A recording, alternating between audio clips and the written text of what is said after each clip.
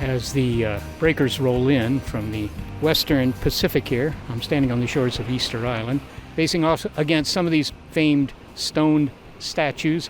Now, there are a couple of really interesting mysteries about Easter Island. I mean, you could ask, well, why did they build the statues? That seems to be fairly well understood. How they did that, well, we'll talk about that later, but after all, you could just use stone tools and carve stuff out of the volcanic rock here. It isn't all that hard.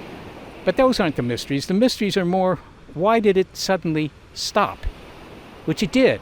Almost overnight, they stopped building these big monoliths. And then what happened to the Rapa Nui, the inhabitants? Well, they didn't entirely disappear. There are several thousand still living on the island today. But their culture changed. Everything changed. What happened? I'm Molly Bentley. He's Seth Shostak. And this is Big Picture Science, produced at the SETI Institute. Societies rise and fall, and Easter Island is a celebrated example of that. Of course, we're often more interested in the fall. For one, it may contain clues about modern society's fate. So what are the cautionary tales embedded in these ancient societies, whether it's the 500-year flourishing of Easter Island or the 30th-century preeminence of ancient Egypt?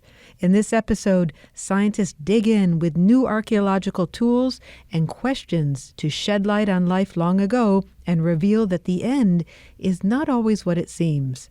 It's headed for trouble.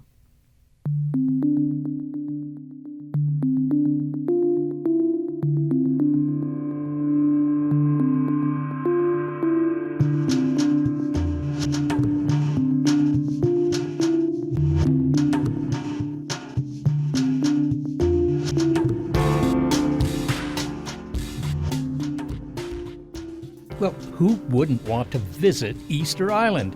When I was signed up to be an astronomy lecturer on a cruise into the South Pacific, I was pretty darn excited to see that the first stop was this fly speck of land about the size of San Francisco. Now, it's mostly the tourists who call it Easter Island, and the natives call it Rapa Nui, and there's a lot to say about it, but understanding its remoteness is really key. I'll put it this way. If you want to fly to Easter Island from Chile, well, bring about 5 hours of reading material. This is a very isolated place. It's at one corner of Polynesia. You have Melanesia, you have Micronesia. Polynesia is encompassed by the triangle that extends essentially from Hawaii here to Easter Island and then back down to New Zealand. So it's a big swath of ocean. There are a lot of islands there. And I'm looking at the horizon here. It's just water, a bunch of gray clouds. But in fact, that horizon, that hides a lot of stuff, of course, all of Asia, but that's a long way away. For about 300,000 years, Easter Island had never seen a Homo sapiens. There were plants, some animals, nothing very big, certainly no people. But when the Polynesians did arrive, they kind of shut the door behind them. They didn't go back in the direction from which they came. They stayed there and they settled there. And so this is really, it's the why Easter Island is such a success story, because it shows that this incredible group of people were able to populate these and settle these incredibly isolated small islands in remote parts of the Pacific. That's my tour guide for the trip. Really nice guy who, like the Polynesians all those centuries ago, came to this remote patch of land in the Pacific and didn't leave. My name's James Grant Peterkin. I'm originally from Scotland, but due to my linguistic studies, I have been living on Easter Island now for the last 17 years. When did the Polynesians land on Easter Island? Is that known?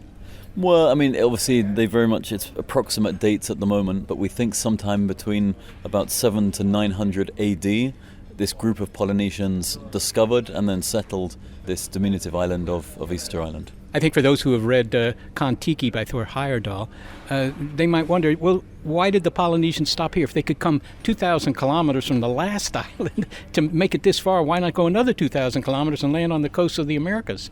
Well, they did, and this is the point that very recent DNA studies and things like, rat bones and things that archaeologists are looking at today have shown that the Polynesians did make it to South America. What they didn't do, though, is settle South America permanently. And so it gives the suggestion that their visits to South America were sporadic and they were short-lived when they did go and visit. They traded with the American Indians and then came back into Polynesia. Easter Island, of course, was found by the Europeans in the early 1600s, I believe. No, later. So it was discovered on Easter Sunday, 1722, by the Dutch. And this is where the name Easter Island obviously is put to the island. But that was really, it wasn't until another 50 years that Europeans came along again. And so there were very isolated instances where Europeans would have any contact with the islanders. It wasn't really until the 19th century that there was any kind of constant contact with the outside world. So incredible isolation.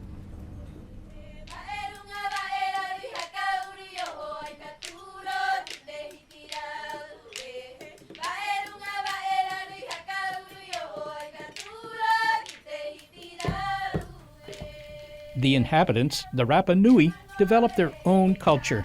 I enjoyed an evening of music and dance while I was on the island. But of course, the aspect of their culture that's best known are the distinctive artifacts that were key to their belief system.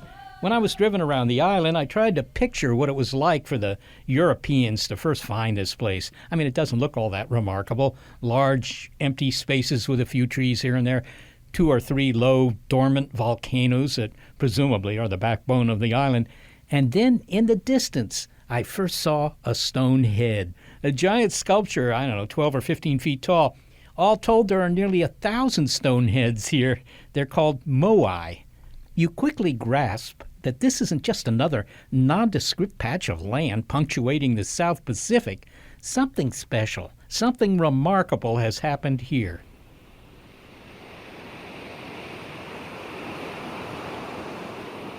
And facing me is the largest single collection of moai here on the island. Tongariki is the local name. And there are 1, 2, 3, 4, 5, 6, 7, 8, 9, 10, 11, 12, 13, 14, 15 of these heads and torsos looking at me, behind them the Pacific. These were based on people that had actually existed on the island, at least that's what's believed. And they were sort of the, if you will, the spirits of these exceptional persons who merited having such a large head carved. And they stand guard. And when this person died, the idea was to go to the quarry, carve a statue that represented this person, transport it back across the island, and erect it in such a way back in your home village that you had your ancestors looking over you, watching over you, if you like. And so it's a very human idea, I think. Their ancestors with manna. That's M-A-N-A, and not the kind of manna you get from heaven. Exactly. So manna, this word that's incredibly important wherever you go in Polynesia. One hears a lot even today about manna, this idea of this spiritual power, this particular proximity that certain people had with the supernatural and with the gods. I'm standing on the eastern side of the island, and this is one of the quarries that were used to produce the moai. There are a whole bunch of them sort of standing around. And of course, the reason that the quarry was here, well, it's because one of the volcanic cones of 3 on this island is also next to me, the largest of these, and it provides the raw materials. These things are big. I mean, they weigh more than 10 tons each, so it's a head about, I would say maybe 15, 20 feet tall. This he has a red top knot. It looks like a hat, but in fact is representative of this fellow's hair. And the eyes gazing unblinking and apparently unconcerned inland. But perhaps he should have been concerned, because things began to change on this remote patch of land where the Rapa Nui had lived for, maybe 700 years. When the first outsiders, the Dutch, dropped anchor here on Easter Sunday in the year 1722, they noted the moai, of course, and the moai were upright and intact, sitting on their platforms. But by the time James Cook arrived about 50 years later, some of the statues had been toppled. In addition, and despite centuries of making the moai, production of these statues of Rapa Nui ancestors had stopped. But why? My tour guide James explained what's known as the collapse theory. So when Cook comes in 1774, he seems to be the first person that mentions, he's only the 3rd outsider to visit the island anyway, but he's the first of the 3 to mention the fact that he saw some of the statues having been thrown over.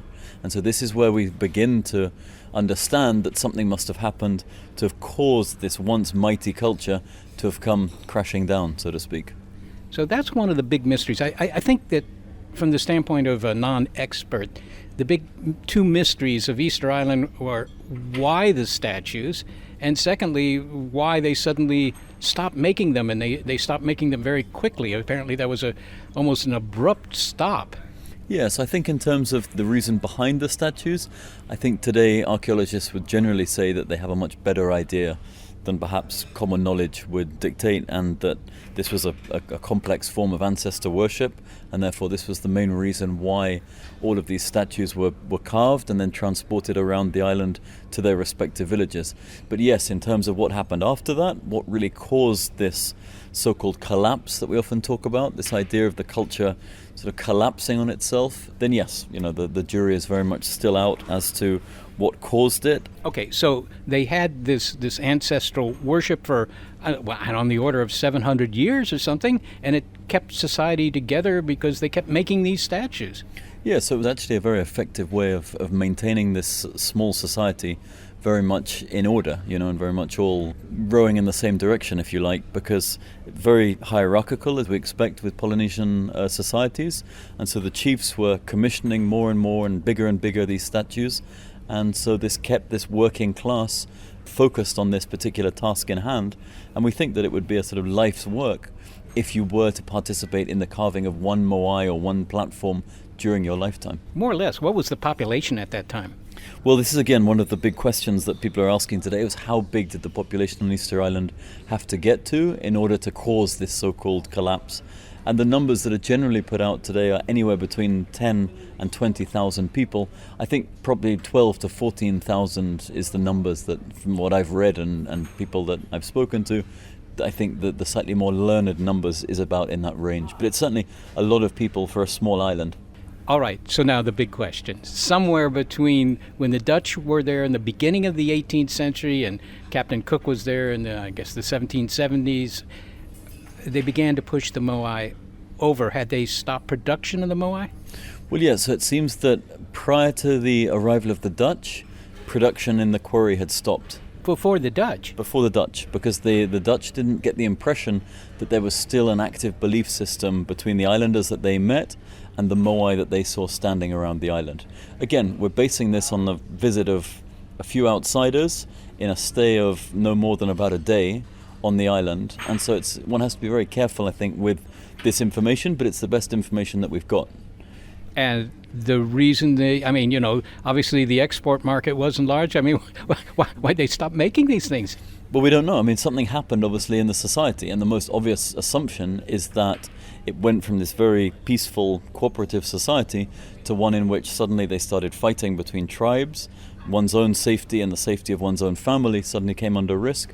And so when things like that happen, when you get these shifts, the first thing that stops is any kind of religious output, such as carving moai, because you're not going to go to work and carve a moai if you're worried that back at home your own village is going to get attacked because the neighboring tribe likes the look of crops and things that you have and they don't. So I think something shifts in this very structured cooperative society, and it becomes very much sort of looking after number one and one of survival. To what extent is the popular impression that the islanders simply ran through all the natural resources? They chopped down all the trees, and they couldn't build boats to get off the island, and some of the natural resources being depleted meant that there obviously conflict could develop, and so forth and so on. This is kind of a simplistic view. Is it based in any truth? Well, I think, it's simplistic, but clearly, it's roughly along the right lines. I think we have to remember that the Polynesians were incredibly advanced in their navigational skills, in their ability to settle new islands and things like that. And so it seems surprising that they would do all of this and then commit the very basic error of running out of resources and not basically getting the resource management completely wrong. But at the same time, they didn't have much of a history of having to manage resources because they were always able to move to neighboring islands in their history. And there was never this need necessarily to survive for long periods of time on the same island without being able to move to a neighboring island when things started to get a bit rocky. So try and describe to me around 1700 the situation on the island. A lot of the trees have been taken down and so forth, and there are tensions developing. What had changed? What was new for the next generation, as it were, born in 1700? So I think now you've got an island whose population is putting enormous pressure on the resources that are left on the island. You've got previous generations that have used the resources perhaps without considering future generations and planning necessarily for that. You've got moai that have been, in the last couple of hundred years, been produced in large numbers, and all of the resources needed both to carve those moai, feed the people, transport the moai.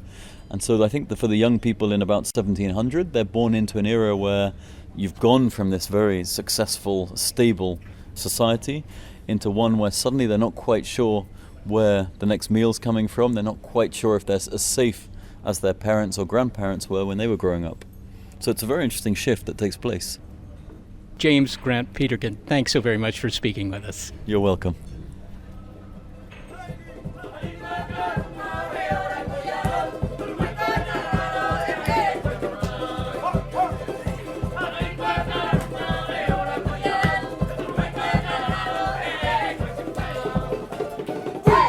So we learn what events unfolded on Easter Island more than 200 years ago, and that seem to have led to the demise of the traditional culture. It's a cautionary tale that's applicable today. Use resources wisely, don't cut down all the trees, and generally wage ecocide, because otherwise you will drive your people into armed conflict and your society will collapse. Yep, that was kind of the takeaway from my visit. You can have all the stone statues you want, but if you don't pay attention to your own environment, maybe it's not going to go well for you. So it sounded reasonable, but actually there's good reason to think that there's more to the story. Scientists have given Easter Island a second look, and so will we, but we're going to do it by way of a detour to where archaeologists are using new technology to look more closely at the rise and fall of that long-lived civilization on the Nile.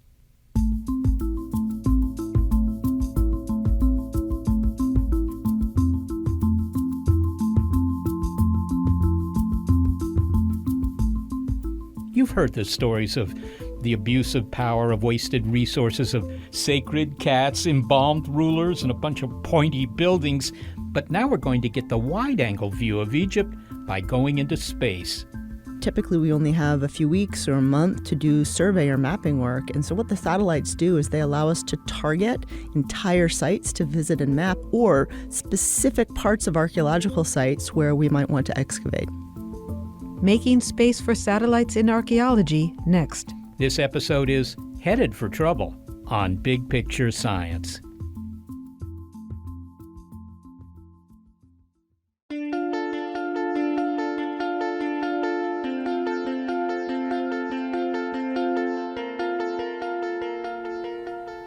We are doing some digging into archaeological sites and unearthing lessons from the past on Big Picture Science. And there's nothing that gives you the big picture of things quite like an orbiting perch. When you imagine an archaeologist at work, you might picture a scientist wearing a broad-brimmed hat, squatting over a patch of desiccated earth, carefully brushing dust from a tiny bit of bone. But by also taking advantage of the modern ability to zoom out, these time-traveling researchers see patterns that are unnoticed on the ground. From space, we have the advantage of both an aerial perspective, so we can see the relationships between archaeological sites and natural features, and also the satellites record information in different parts of the light spectrum, as in the near, middle, and far infrared, which we can't see with our naked eye.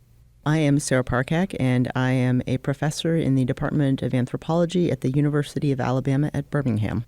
Speaking of hats, she wears another one, that of space archaeologist, surely one of the coolest titles in science. Dr. Parkak is excited by the ensemble of satellite technologies her team are now using to make exciting discoveries all over the world, even in some well-trod places.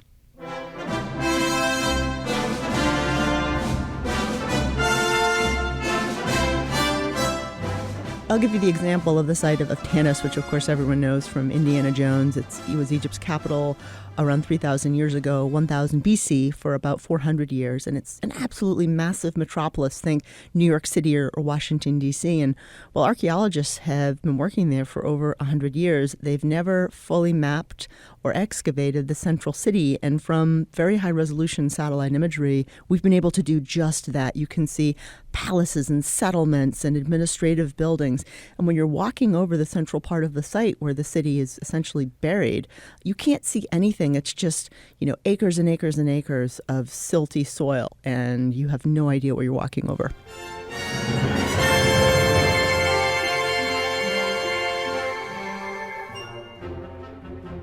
The resolution of these eyes in the sky is about 11 inches, which means each individual pixel in the image is comparable to a license plate in size on the ground. Sarah Parcak explains how high-tech is changing one of the oldest sciences in her book, Archaeology from Space: How the Future Shapes the Past. One of the questions I get asked most often is how much is left to find in Egypt? And it's kind of, well, how long is a piece of string? But, being an official member of Team Nerd, I decided that it would be worthwhile to try to do the math and figure out just how much we've excavated. So I looked at every known archaeological site in the Egyptian Delta. I looked at every peer-reviewed publication and monograph that had come out about those sites, and I estimated, with really generous room for error, the total area that Egyptologists have excavated in the last 150 years of every known site in the Delta. And according to my math, which, by the way, came out in a peer-reviewed publication and was not challenged, we've excavated less than 1/1000th of 1% of the sites in the Egyptian Delta alone. So I feel very comfortable saying that we have discovered less than 1% of ancient Egypt. Less than 1%. That's amazing. Now, the Delta, that's where Alexandria is, I suppose, and so forth. It's not quite like, Luxor, which is all desert, right? There's vegetation in the Delta. Does satellite imagery, does it run into trouble because there are all these trees there? Can you use something like LIDAR or something to penetrate the trees the way they do in Central America? So the Delta is what I call a restricted landscape. So in ancient Egypt, there would have been 7 branches of the Nile, and the settlements would have clustered along those ancient river branches. And what you have in Egypt are these multi-period mounds. In Arabic, they're known as tells. So think of essentially layers upon layers of sites, one on top of the other, almost like a cake flipped upside down. And over time, the occupations expand. So when you're looking for sites in the Delta, the number one place to look, of course, is where the modern towns are, because in so many places, the modern settlements are built on top of the ancient archaeological sites. So we're lucky in Egypt, for the most part, sites don't have the dense vegetation that you see, say, in a place like Guatemala or Cambodia. But we're hoping, in future to be able to test some new technologies there for mapping. But for the most part, I would say in 99% of all instances, you can use the high-resolution satellite images to map sites there. Okay, so you're looking at the satellite imagery of northern Egypt, the Delta, whatever, and you find something, hey, that looks a little peculiar. You do that on what basis? What are you looking for? In archaeology, we go from the known to the unknown. So no matter where my team and I are looking in the world, whether it's Egypt or Peru or India, it doesn't matter where. The first thing we do before we even think about getting a hold of satellite imagery is we develop databases of all the known archaeological site types and features that we might find in a particular place. Then we determine what they're made from. Are they made from mud brick? Are they made from stone? Of all the known examples, do we have complete examples of a city? Do we have partially excavated examples of a pyramid or a tomb? Because, of course, when you're looking at the imagery, you may see a rectangular feature, but it's one thing to say there's a rectangular feature. It's another thing to say, okay, I know based on the size, shape, and material and the orientation and the location of that feature that it is a late 6th dynasty noble's tomb. And that is the level of information that you can get out of seeing the satellite imagery before even excavation, because you have so many known examples of whatever you're looking at. Listen, Sarah, if I were sitting next to you on a long flight and you told me that this is what you did for a living, I would say, well, those technologies are all pretty interesting and so forth. But, what have we learned? Do we have some information about ancient Egypt? Beyond details that, would only interest an Egyptologist. Do we get some insight into what life was like back then, or, the courses of history?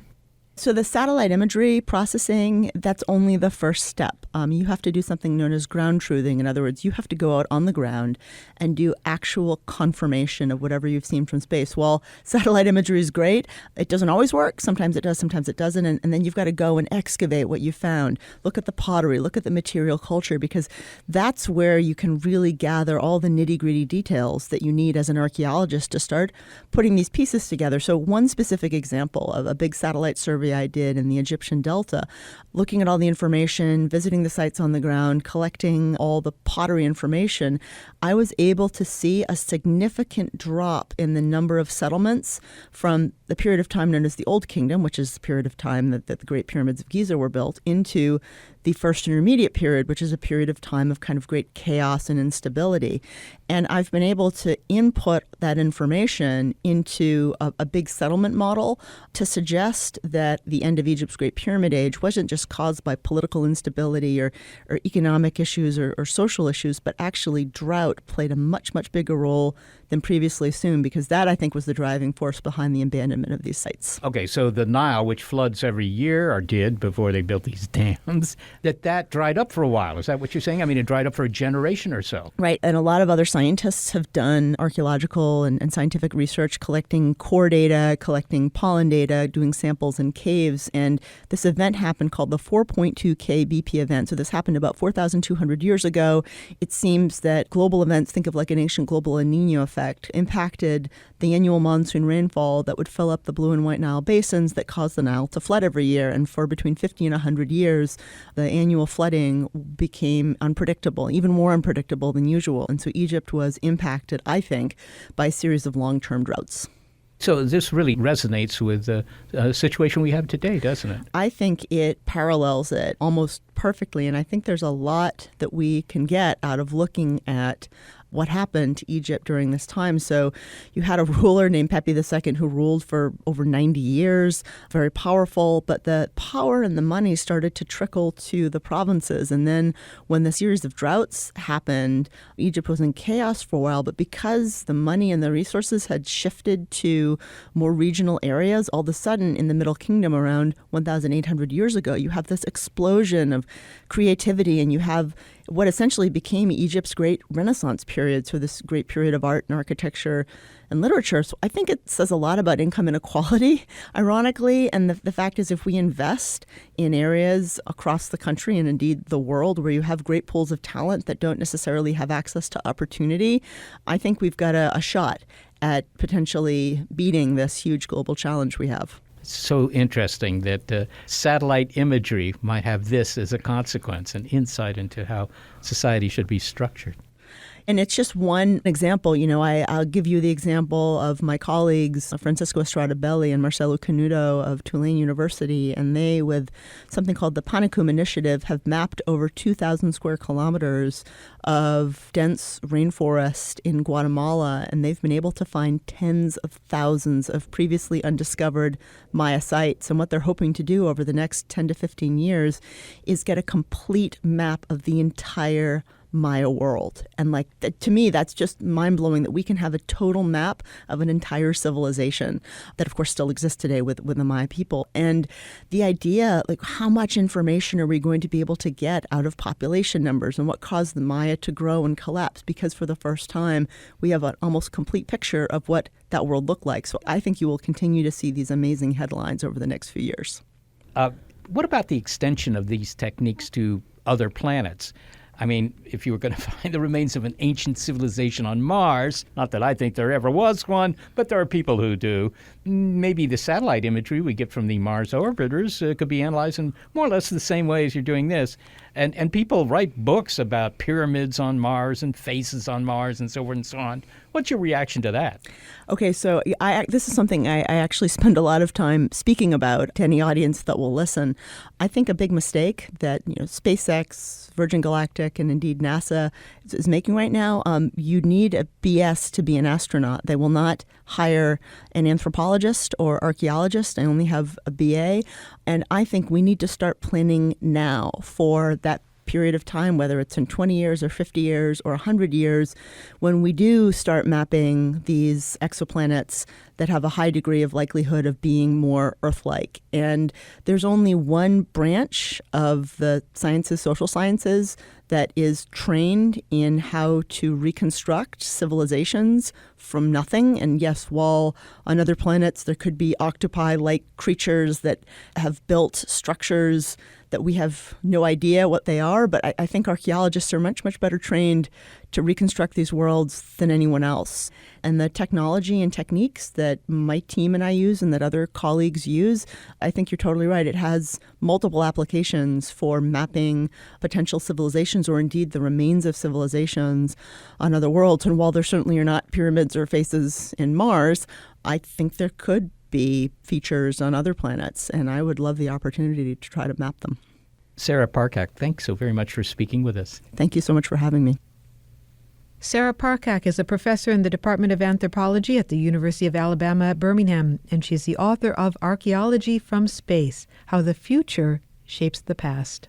All right, so looking at the big picture here, the fact that there was this decline in ancient Egypt, that seems to have been due to external causes. The fact that the reliable flooding of the Nile was not so reliable anymore. And they were able to deduce that by a combination of on-the-ground activities, but also satellite imagery. But then also this idea that she was able to deduce that there had been this reallocation of resources as the old kingdom was collapsing, and that perhaps because this money and this investment had gone to regional areas, that there was a little bit more stability. And there was also the benefit of a renaissance in art and architecture. And, perhaps somewhere in there is a lesson for us as we face climate change. Certainly she thinks so. Well, it sounds reasonable, doesn't it? I mean, rather than having all the money concentrated in the pharaohs and the nobles and so forth, give it to the people because they're not stupid and they might find better ways to use it. Apparently they did.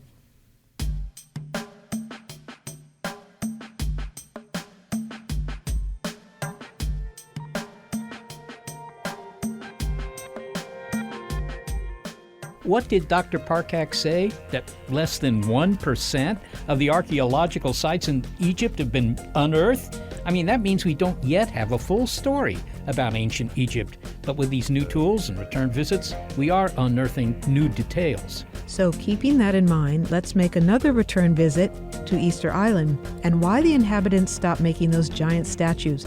Now, if you remember, visitors to the island in the 18th century suggested that a waste of natural resources and infighting led to population collapse. But what does modern science say? Everything we thought about Easter Island's collapse is wrong. An archaeologist takes a new look at old terrain. It's headed for trouble on Big Picture Science.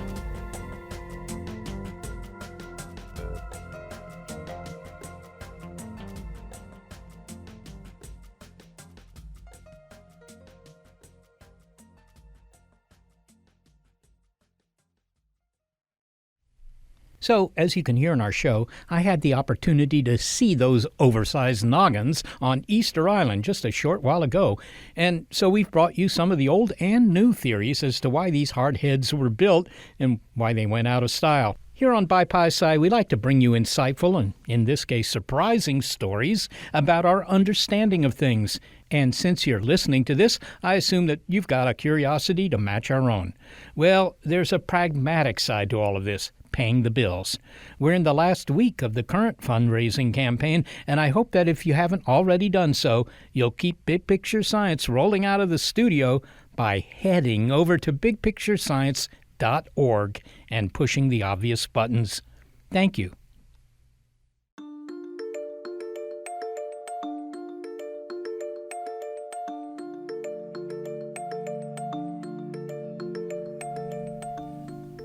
For as long as he can remember, Binghamton University professor Carl Lippo has been fascinated by strange constructions. I'm an archaeologist, and one of the things I'm particularly interested in is understanding why people do the crazy things that they do. For example, the statues on Easter Island, the pyramids of Egypt, or the earthen mounds of Wisconsin. Because, he asked, why would anyone take the time to do art projects when they would probably be better off addressing the immediate and essential tasks of survival, finding food, building shelters, or in the case of Easter Island, lowering cortisol levels by vegging out on the beach. I mean, why suffer the unnecessary sweat of heavy lifting or stone cutting? And Dr. Lippo was especially perplexed by the enormous statues on Easter Island. When he first saw them, he thought they were impressive, but come on, the stone heads were also weird. And even more puzzling is how many there were, nearly 1,000 on the island. He began a quest to understand what motivated the islanders to make the moai and why they stopped. What he discovered would ultimately lead to the unraveling of the widely accepted collapse theory that's associated with the island, which we heard earlier in the show. Much of that theory comes from the work of anthropologist Jared Diamond. Basically, through the actions of making statues, as well as the physical material needed for the rollers, led people to chop trees down, ultimately leading to the loss of the forest itself. And the loss of the forest was an ecological disaster. And so Diamond forwards this hypothesis that the society, which got so wrapped up in the sort of the mania of creating statues, resulted in what he calls ecocide. So now we're going to learn what Carl Lippo thinks really happened on Easter Island, based on over 2 decades of his archaeological study. And we just have to start with a nifty bit of research. I mean, if you were going to move a monolith from a quarry across miles of volcanic terrain, would you do so by building some sort of wooden transport? And remember, no wheels. Well, Dr. Lippo had a different idea. My colleague Terry Hunt and I were looking at the evidence that could tell us about how these statues were moved. Our conclusion from the archaeological record is that these were moved in a standing position. And we were challenged to actually demonstrate that physically this is really possible. So to do that, we built an exact replica down to the millimeter of a statue, a 5-ton replica that by itself would be really immovable with sort of simple pushing and shoving. You know, when we think about moving a refrigerator across your kitchen, the last thing you would do is lay it on its back, put it on some rollers, and then roll it across the kitchen, then tilt it back up. That one person can move several hundred tons of refrigerator simply by kind of rocking it back and forth. The islanders really took that idea and went sort of an order of magnitude greater, that they actually changed the shape of the statues so that as they rocked it, it could take this wobbly step forward. The physics itself was embedded in the statues that made it walkable. We took this 5-ton statue with just 12, I think the lowest number was about 12 people, and moved it about 100 meters in 30 minutes using just 3 ropes. The fact that the statues were walked into place is just one of the many pieces of evidence Dr. Lippo and his team have discovered that have dealt blow after blow to the theory that Easter Islanders drove themselves into ecological collapse. The events on Easter Island are famous, and many people are aware of them, yet few people really know the true story of what happened there, because the story has taken greater importance than actually the data that drives that story.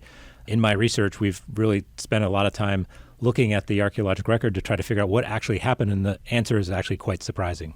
Well, Carl, to what extent is the collapse theory drawn on the timeline that was created by 3 sets of visits to the island in the 18th century, the Dutch in 1722, the Spanish in 1770, and then James Cook in 1774? And is it these eyewitness accounts and these population estimates that have been the backbone of this collapse theory? Absolutely. This is the root of that it's Europeans, particularly Cook, who come to the island and they see something bad has happened. They realize that the island doesn't seem healthy, that the populations are small in number, and that the environment is, really the opposite of what you'd think would be necessary to support the statues and the other things that they're seeing. And that sort of central observation has really led to this sort of baked-in story that there was some catastrophe on the island that happened during prehistory. So let's get to your reassessment of what happened on Easter Island. And one of the big bits of evidence that are key to the collapse theory is the suggestion of a population collapse, that we've heard earlier in the show that the populations might have been as large as 10 or even 12,000 people, and then they dropped to a few hundred. But you were not able to find evidence of this collapse. So we wanted to see, was there evidence of this large population, and then did it decline?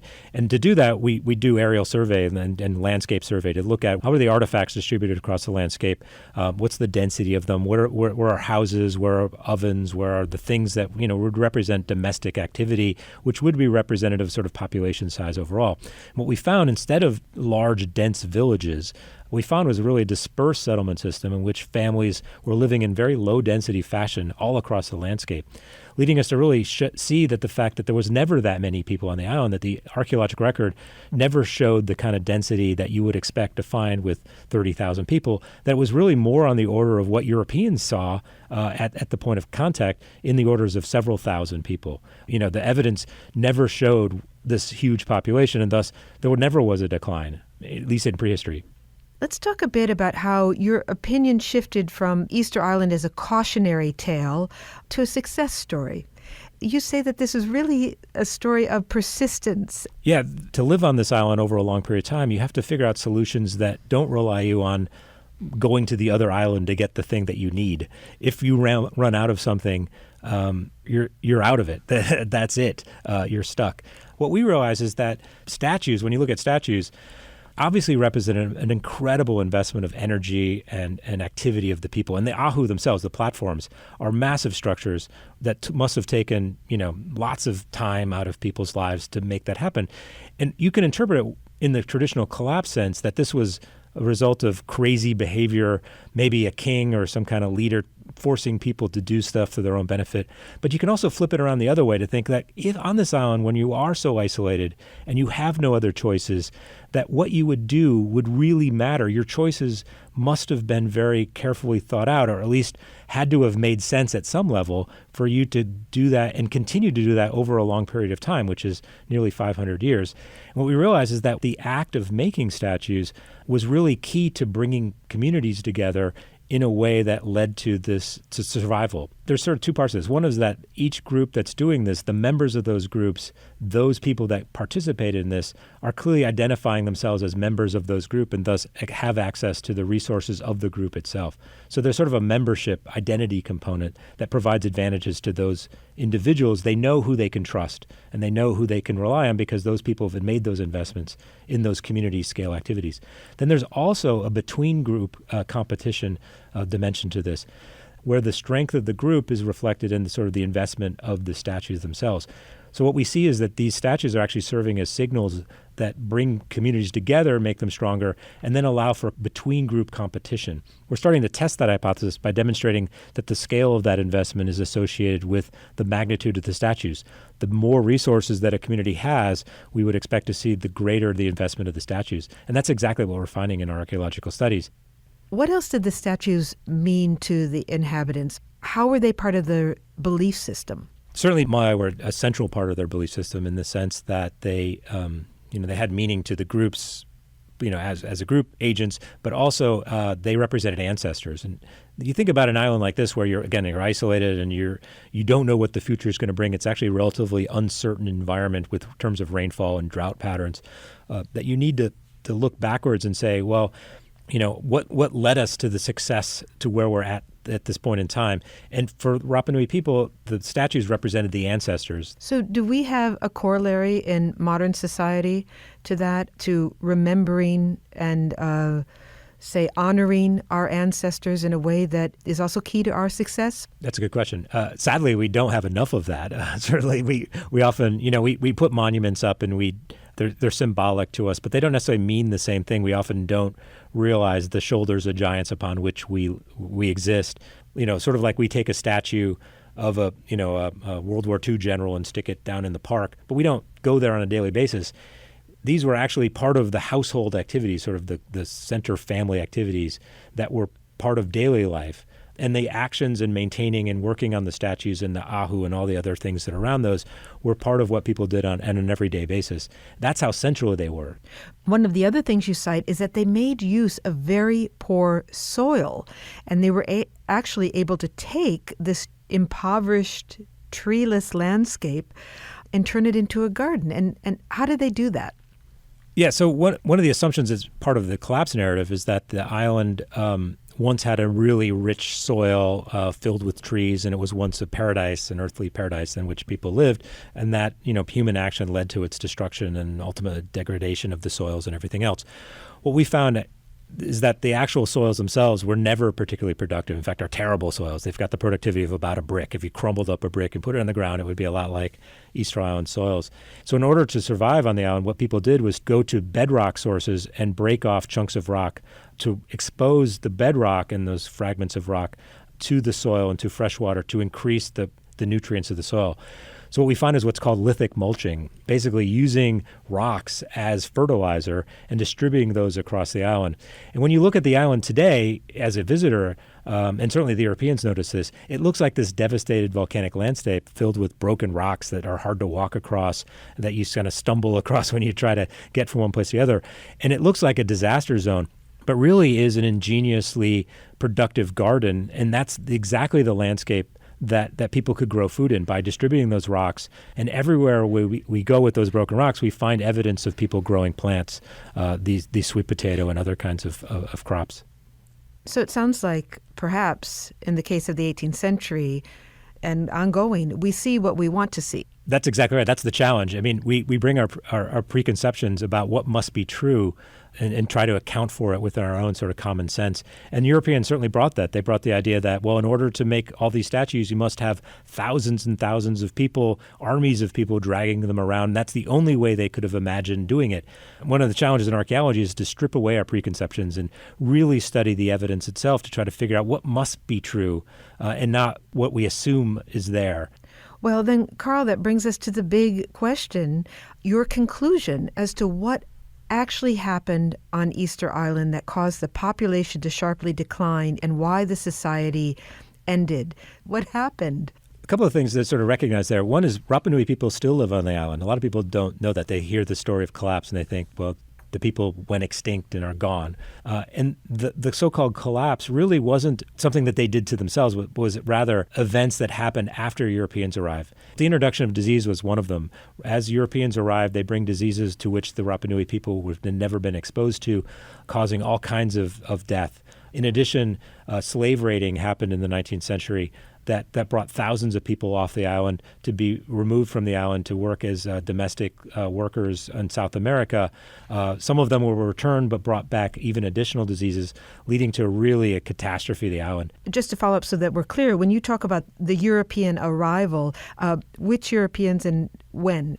Really, I mean, the first European arrival that we know of is in 1722, the Dutch, and then followed by the Spanish and the English. But then after that, there's a whole series of other people arriving on the island from the French, the Russians, and then a whole series of whalers and slave raiders that come to the island in the 18th century and the 19th century, all of which had different levels of impacts to the island.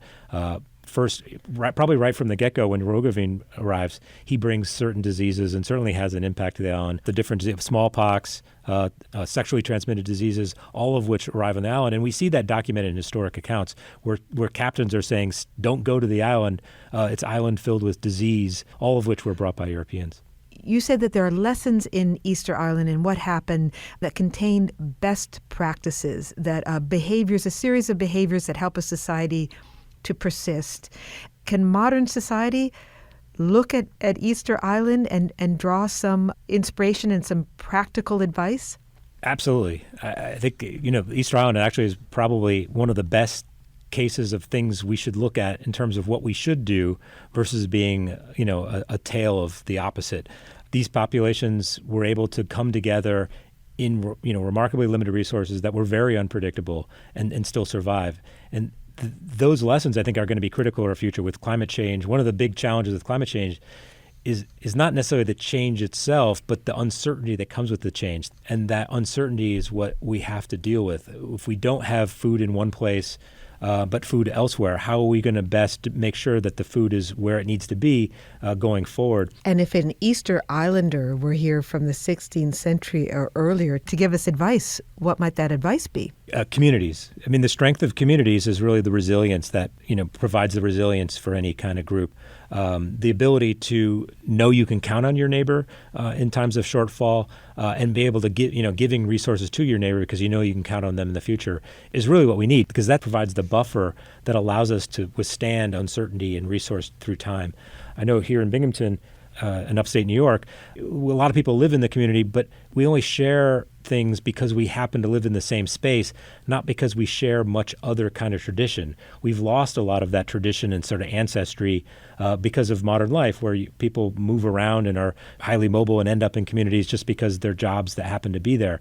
I think those are the kinds of that Easter Island, in that sense, really demonstrates what's possible, the extreme uncertainty in which we can live if we can work together to make it happen.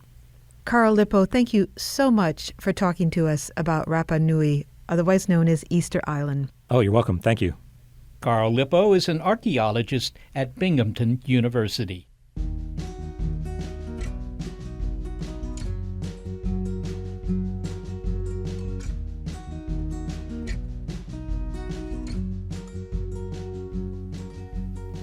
Thank you to the civilizing influences provided by senior producer Gary Niederhoff, assistant producer Sarah Derwin, and operations manager Barbara Vance. I am executive producer Molly Bentley. Thanks also to financial support from Rena Shulsky-David and Sammy David, and to the William K. Bowes Jr. Foundation. Big Picture Science is produced at the SETI Institute, a nonprofit education and research organization whose scientists study the origin and nature of life, including the prevalence of planets. I'm the Institute's senior astronomer, Sept Shostak, and can tell you that it's not easy to get ahead, unless you're on that island, of course. Also, a big thanks to our listeners. Your ears have been attuned to an episode of Big Picture Science that's called Headed for Trouble. If you want to hear more Big Picture Science, you'll find past episodes in our archive at bigpicturescience.org, and you will find links there to the guests you heard as well. You may be listening to our radio show, but if you want Pi Sci to be available as you walk yourself across an island or just across town, why not subscribe to the Pi Sci podcast so that you never miss an episode? You'll find links on our website to the platforms that carry us: iTunes, Google Play, Stitcher, Spotify, iHeartRadio, Pandora, and Himalaya.